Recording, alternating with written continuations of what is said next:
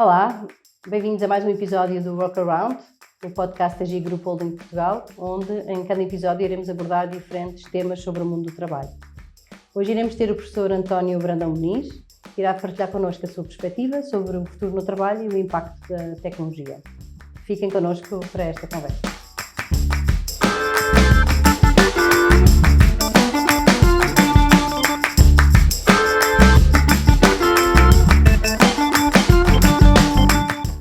Connosco temos o professor António Muniz, sociólogo, professor há mais de 2 décadas, atualmente professor de Sociologia Industrial na Faculdade de Ciências e Tecnologia da Universidade Nova de Lisboa e diretor do Observatório de Avaliação da Tecnologia.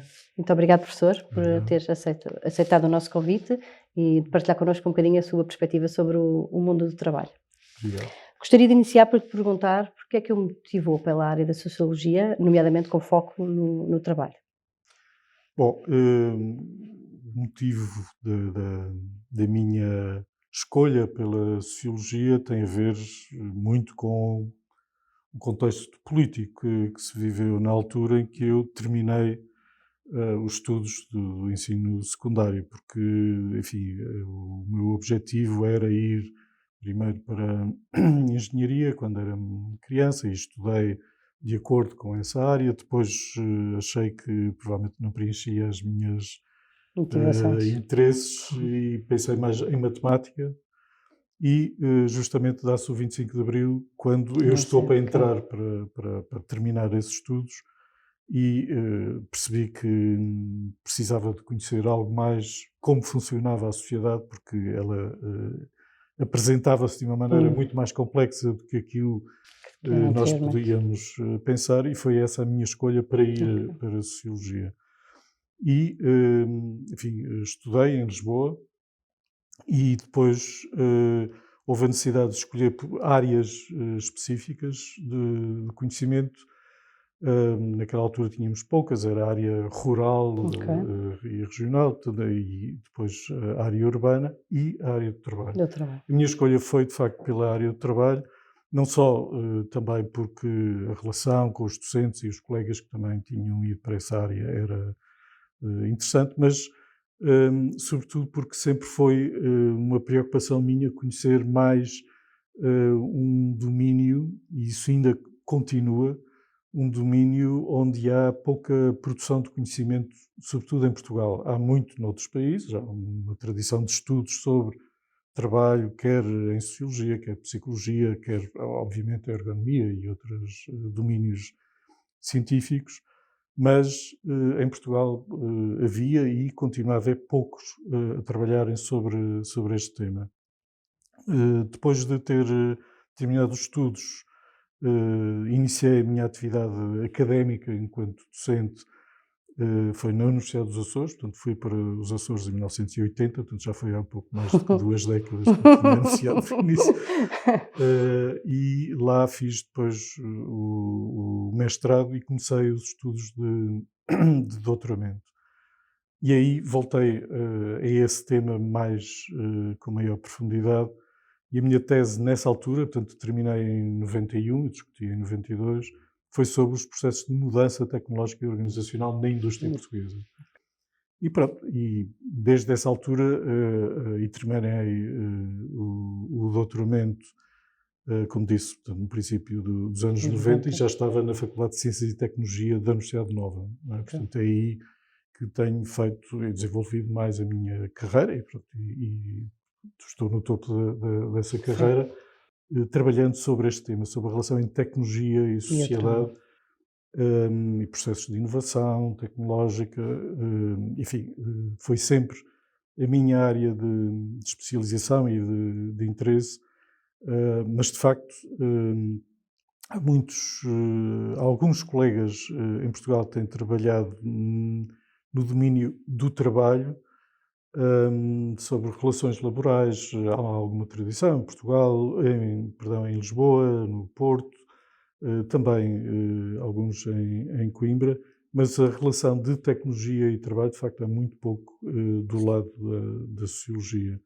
Eu também aproveitei muito o facto de estar numa escola de engenharia e, portanto, sempre tive alunos de engenharia, e, portanto, a minha transmissão de conhecimento do ponto de vista das dimensões sociais relacionadas com os processos de transformação na área do trabalho interessou em particular quer estudantes ao longo destes 40 anos de experiência e também depois com muitos colegas com quem ainda tenho estado a trabalhar. Muito bem. O que é que considera ser o valor do trabalho para as pessoas? Pronto, esse é dos temas iniciais quando estou a ensinar justamente os temas da sociologia e da tecnologia, porque o valor do trabalho ainda é, eu penso que continuará a ser, ou a representar um valor central na vida das pessoas. Porquê? Porque é o ambiente de trabalho aquele onde as pessoas constroem os seus processos de identificação social. Portanto, cada um de nós dorme, em princípio, 8 horas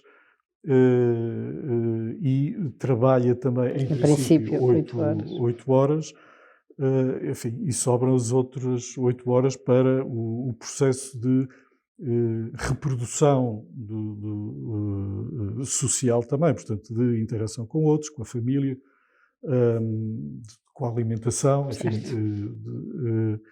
E, portanto, um terço dessa vida que é passada em ambiente de trabalho, e hoje em dia muitas vezes é mais do que do que esse um terço, porque há muitos que levam, como nós no ensino superior também levamos muito trabalho para casa, não é? De preparação de aulas, de interação com os alunos, etc. Mas vamos supor, um terço, é onde se desenvolve os elementos centrais dessa identidade. E, portanto, quando,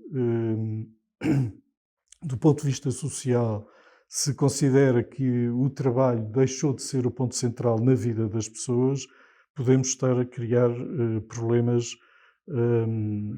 de conflitos pessoais, conflitos de grupo, inclusivamente, onde se perde essas formas de identidade, e isso pode criar um problema em geral. Como é que o valor do trabalho pode ser diminuído na vida das pessoas? Por exemplo, através não só de formas de reconhecimento que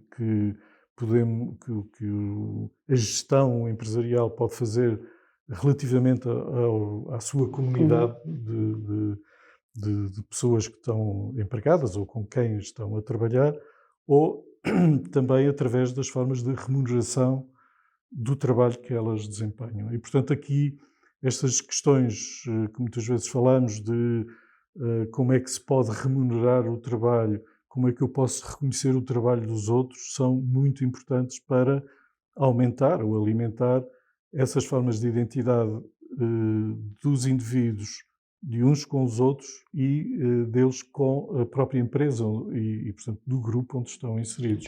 Portanto, tem um valor fundamental. Na nossa vida, tem mesmo. O mundo do trabalho tem sofrido muitas alterações. A pandemia, recentemente, mudou muito, não é? Fez mudar muito a nossa forma de trabalhar e criou novos modelos e novos modos de trabalho, como o teletrabalho, não é? Acha que veio para ficar? Sim e não. O teletrabalho não é uma forma de trabalho nova, não é? Portanto, já desde, enfim, os anos 60, e houve depois muitos estudos, em particular nos Estados Unidos, que, sobretudo devido às disfunções criadas pelo tráfego automóvel em grandes centros urbanos, e paralelamente com esse problema, o desenvolvimento da tecnologia facilitou a possibilidade de encontrarmos formas de trabalho à distância. E, portanto, onde os trabalhadores deixavam de necessariamente ter de se deslocar para a empresa onde iriam trabalhar e poderiam comunicar com os colegas ou com os seus clientes ou com fornecedores à distância, não é? Através de computadores, de ligação, de internet, etc. Portanto, nos anos 70, 80, isso ainda era relativamente difícil. As tecnologias de comunicação e de informação estavam ainda no seu início de desenvolvimento, mas obviamente elas nos últimos anos desenvolveram-se muito rapidamente. Em Portugal houve algum interesse nos anos 90, sobretudo quando em Portugal se criou a Missão para a Sociedade de Informação, e se começou a falar da Sociedade de Informação. Esse foi um tema que foi bastante discutido, eu estive envolvido nessa questão. Tentou-se discutir se era necessário haver uma legislação específica sobre o teletrabalho. Uns países tinham uma legislação específica, outros não, e achavam que não seria necessário haver uma legislação específica para esta forma de trabalho, mas a legislação devia enquadrar as formas de teletrabalho também nessa legislação. Mais ou menos neste debate acabou por ser adotada essa versão. Claro, com o Covid e a pandemia em geral, não só desta versão do Covid, este problema voltou a colocar-se, de modo muito consistente e de maior permanência. Obviamente que afetou imediatamente, quer crianças mais jovens, sobretudo em idade escolar, porque teve de se optar por manter a relação pedagógica, mas de outra maneira, e teve de se reinventar esse problema. Como em muitas empresas, sobretudo de serviços, esse tema foi colocado muito claramente. Há uma série de outros setores que envolve a maioria da população ativa, onde isso não é possível. Por exemplo, na área industrial há menos casos, na área da saúde não é possível o médico estar sempre a teletrabalhar e, portanto, no entanto, é possível, e já era nos anos 90, introduzir, houve várias experiências de introdução de teletrabalho mesmo em saúde, mas nas áreas de consulta. Sim, teleconsultas. Mas, obviamente, que há alguns setores onde isso não é possível. Houve muitas discussões sobre, e ainda há, sobre a questão da educação, por exemplo, porque percebeu-se que há a difusão e a permanência desta forma de trabalho afetou também do ponto de vista psicológico a relação das crianças, mesmo no seu ambiente familiar, e com os docentes, com os agentes de educação, por assim dizer, e eles próprios que não estavam preparados, nem formados para esta forma de trabalho. Se veio para ficar, eu tenho algumas dúvidas, porque um dos setores que mais desenvolveu ou aplicou esta forma de trabalho foi a administração pública, e hoje há claramente em muitos setores, mesmo na educação, necessidade de repor as formas anteriores ao Covid. E muitas vezes tenho assistido em várias situações de pouca tolerância relativamente à adoção destas formas de trabalho.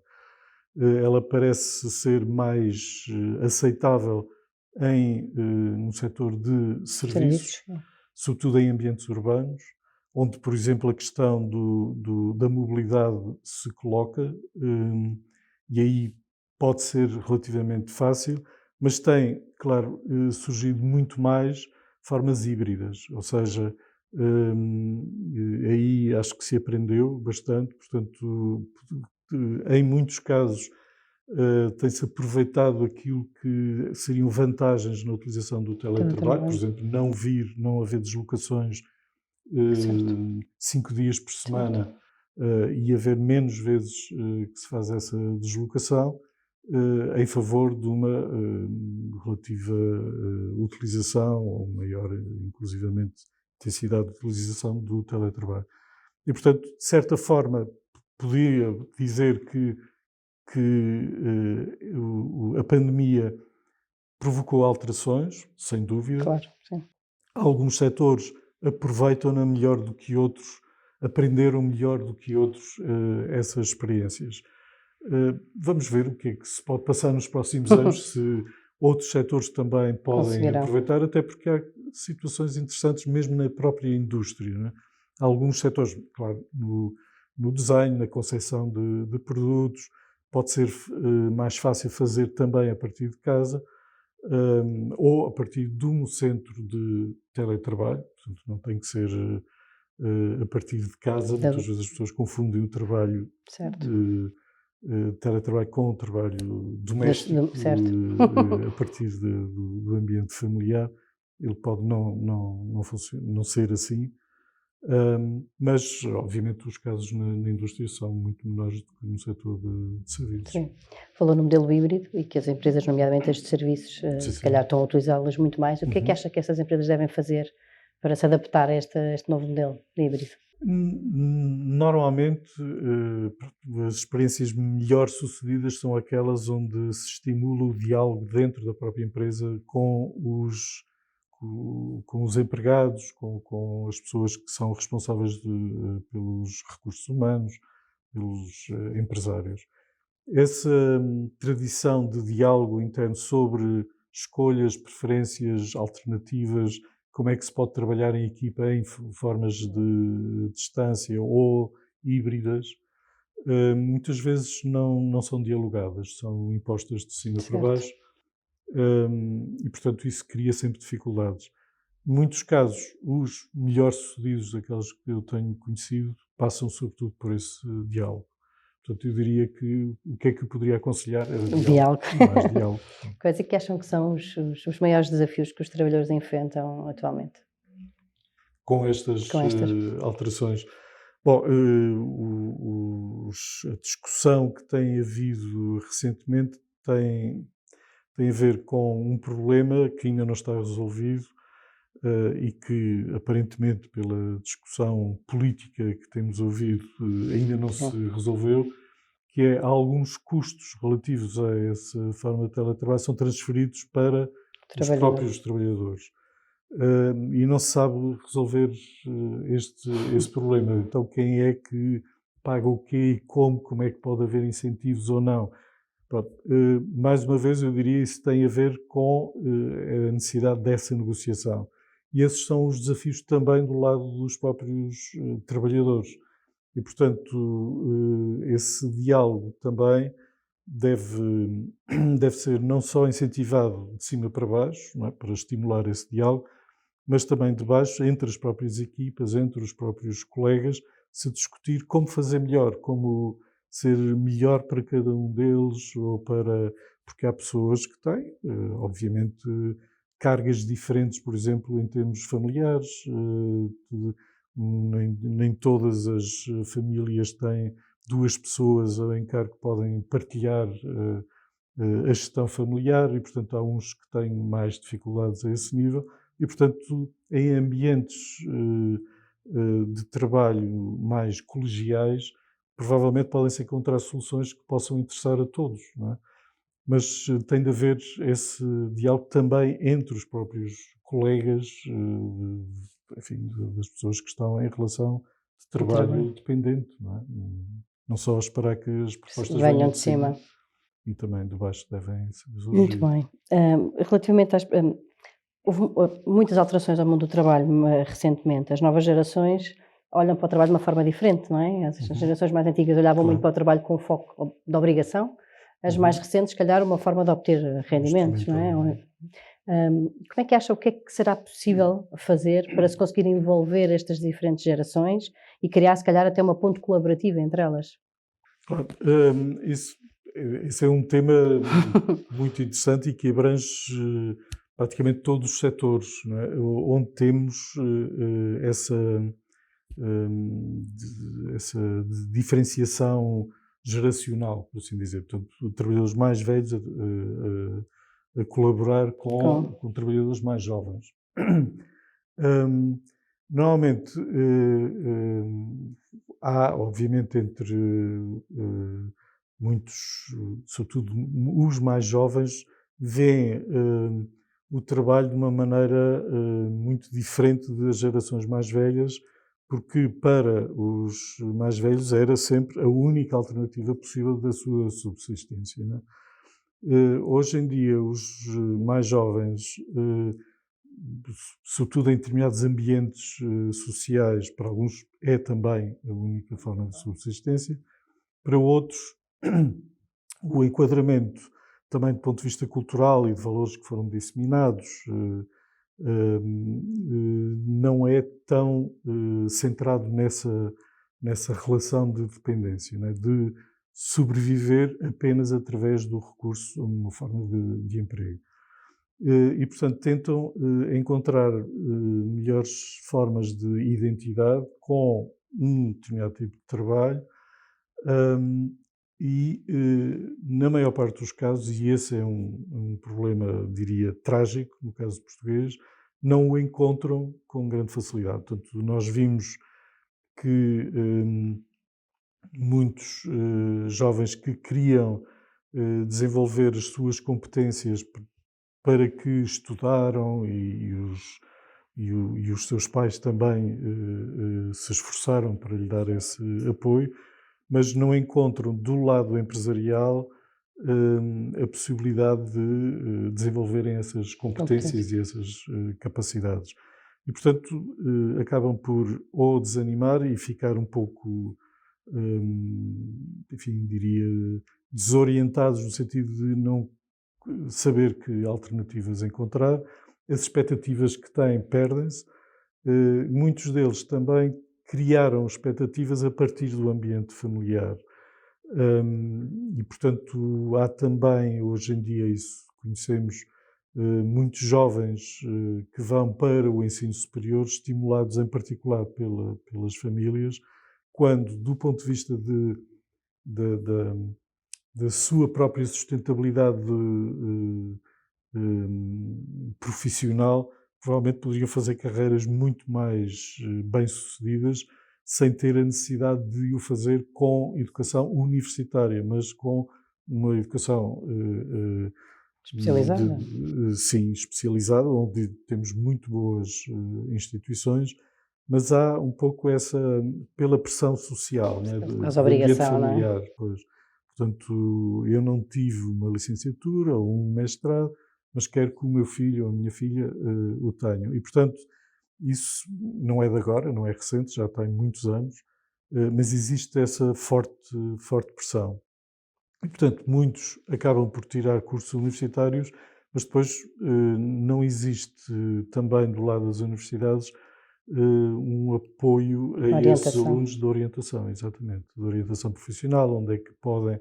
Isso eu tenho percebido também no ambiente onde estou. Muitos querem, no meu caso, estudar engenharia, mas depois não sabem bem como é que funciona o mercado de trabalho, o ambiente, quer dizer, pensam logo em trabalhar para uma empresa, de preferência multinacional, e depois acabam por não conseguir Claro. e sentirem uma forte frustração. Certo. O problema é que houve essa pulsão incentivada pelo ambiente familiar ou social onde eles estão inseridos, sem perceber como é que, de facto, esse mercado de trabalho funciona e como é que ele tem sido desenvolvido e quais são os novos desafios que agora são colocados.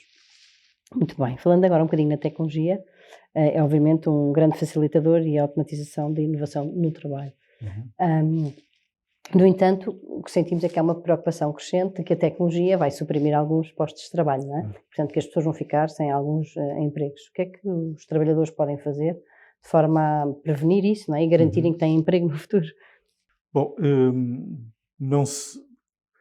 há esse medo. Obviamente que enfim, de uma maneira relativamente simplista, podíamos dizer que o aumento da automatização substitui tarefas que hoje são desempenhadas por humanos. Pronto. Dito isto, é óbvio, podia dizer, que é óbvio que vai haver esta substituição de postos de trabalho. Não é assim tão simples. Porquê? Porque algumas tarefas humanas repetitivas, que são aquelas que mais facilmente são substituíveis por máquinas, podíamos dizer, e se conhecer o que se passa nas empresas mesmo portuguesas, isso é assim, ainda bem que são substituídas por máquinas, porque há determinado tipo de tarefas que são tarefas pobres, que não são interessantes, são sempre repetitivas. E, portanto, se houver desenvolvimento tecnológico para substituir essas tarefas, podemos dizer esse é um resultado do desenvolvimento tecnológico, mas pode ser um benefício. O que eu tenho percebido, desde que fiz o tal doutoramento nos anos 90 e hoje estamos a desenvolver vários estudos também em Portugal sobre inteligência artificial em ambiente de trabalho, a perceber o que é que está a acontecer, o que temos verificado é exatamente a mesma situação. Ou seja, se formos aos dados estatísticos que não existem, quer dizer, não posso obter dados estatísticos sobre essa... Por exemplo, não sei qual é o investimento que tem sido feito em tecnologia em Portugal. Não se sabe. Quantos robôs é que existem? Não faço a menor ideia. Quer dizer, eu posso ter alguma ideia porque tenho trabalhado sobre isso e tenho, enfim, alguns dados, mas não existem dados estatísticos. Quantas máquinas de comando numérico, quantos computadores, enfim, não se tem essa informação. Mas sei que tem sido feito esse investimento e a maior parte das empresas que o fazem de modo mais intenso são empresas que até têm aumentado o seu número de trabalhadores. Mas com isso eu também não posso dizer que as tecnologias produzem mais emprego.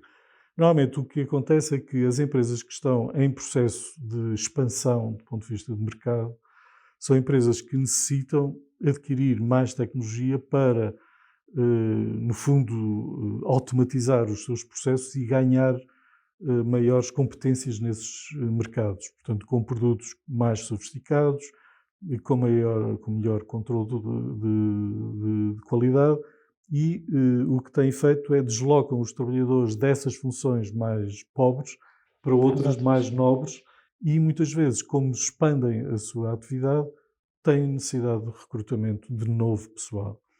E, portanto, em geral, o balanço é positivo, podia dizer. Agora, em geral, podemos dizer que ele pode não ser tão positivo, mas vai depender, primeiro, das opções de gestão, em primeiro lugar. Portanto, eu diria que este problema dos efeitos em termos de emprego ou desemprego não depende da tecnologia, mas depende da organização. Portanto, depende do modelo de gestão. E, portanto, se eu tiver um determinado número de trabalhadores com tarefas pobres, diria pobres por serem muito específicas e sempre repetitivas e não haver grande mudança, obviamente que é mais fácil eu introduzir novos equipamentos, porque eles estão mais disponíveis e mais baratos para automatizar essas funções e posso despedir esses trabalhadores. E, portanto, eu aí, com esse processo de gestão, que não tem a ver com a tecnologia, é um processo de gestão, porque é uma escolha na área da gestão, eu estou a perder também, isto mais uma vez com a questão das gerações, estou a perder não só a memória que essas pessoas mais velhas têm sobre o trabalho e a empresa, como estou a perder competências que essas pessoas tinham na sua área de trabalho e que podiam ser aproveitadas de outra maneira noutras funções. Por exemplo, até na própria formação.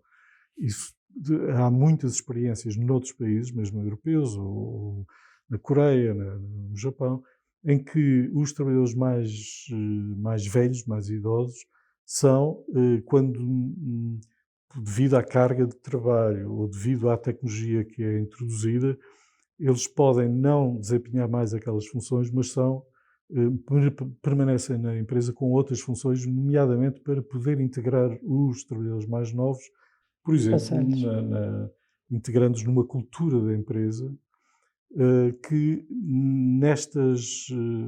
nos casos em que há maior rotatividade pessoal, em que há mais despedimentos e contratações mais rápidas, se perde, ou acabam por não ter essa cultura da empresa. E, portanto, para responder com estas questões da tecnologia, aquela outra questão das gerações mais velhas e mais novas, elas podem ter uma função fundamental nos processos de reestruturação tecnológica das empresas. Mesmo que eles não saibam como funcionam as novas máquinas, nem têm que o saber, mas sabem e têm competências e experiência sobre como fazer. E podem ajudar os mais novos que não têm essa experiência, mas percebem de programação, de operação destas máquinas, a poder desenvolver os produtos e ter novas ideias e potenciar a capacidade dessas empresas, enfim, Esperemos que Muito essas interessante. experiências possam proliferar. Esperemos que sim. Falando um bocadinho em ambiente de trabalho, as empresas podem e devem criar ambientes mais equitativos, deve-se apostar na diversidade. Sem dúvida, sem dúvida, nem poderia dizer o contrário.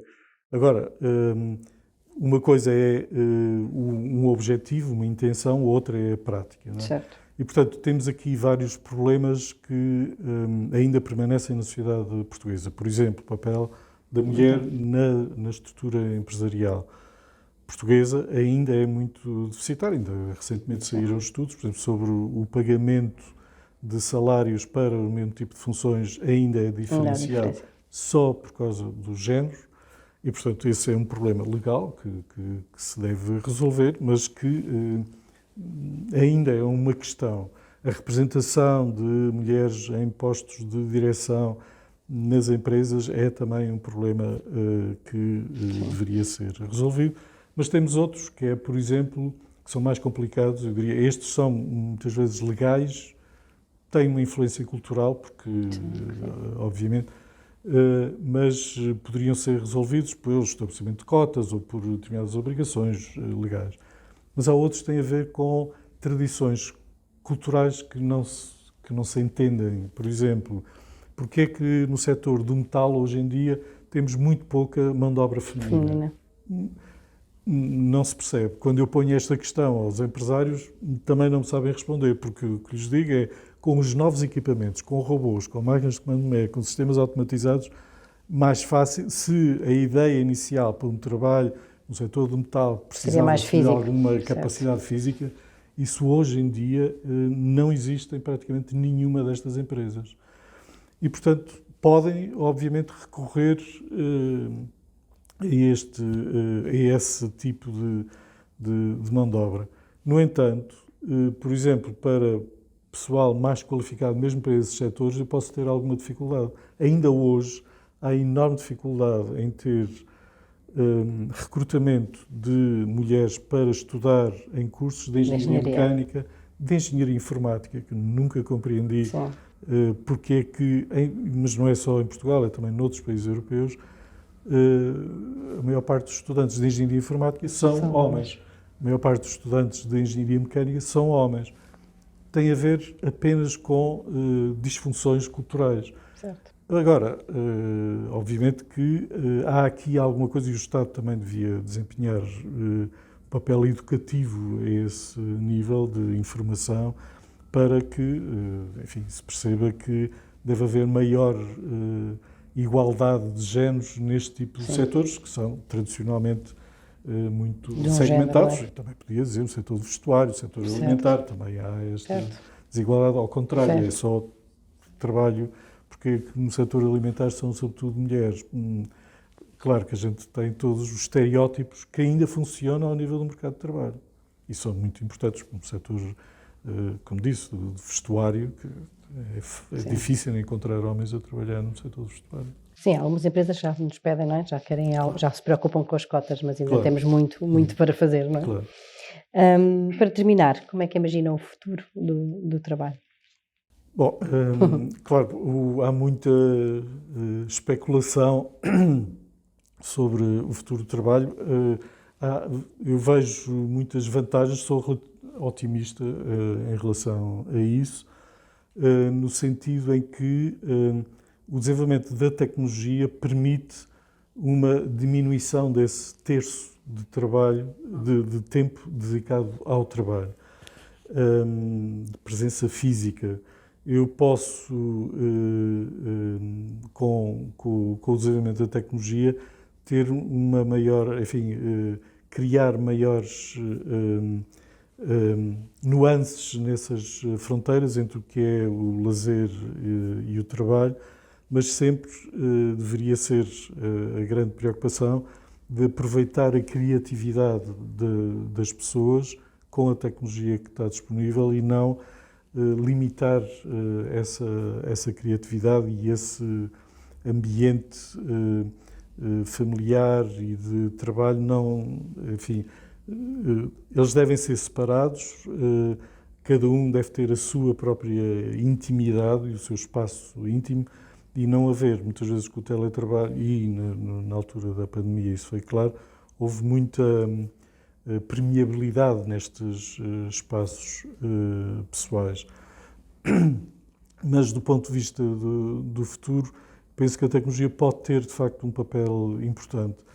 Podemos ter simultaneamente um risco, que isso não chegamos a falar com o desenvolvimento da inteligência artificial, que é as capacidades cognitivas que normalmente são ainda, sobretudo humanas, poderem ser também elas desempenhadas pela tecnologia, não é? E, portanto, aí algumas capacidades cognitivas necessárias nas funções de trabalho poder haver alguma substituição.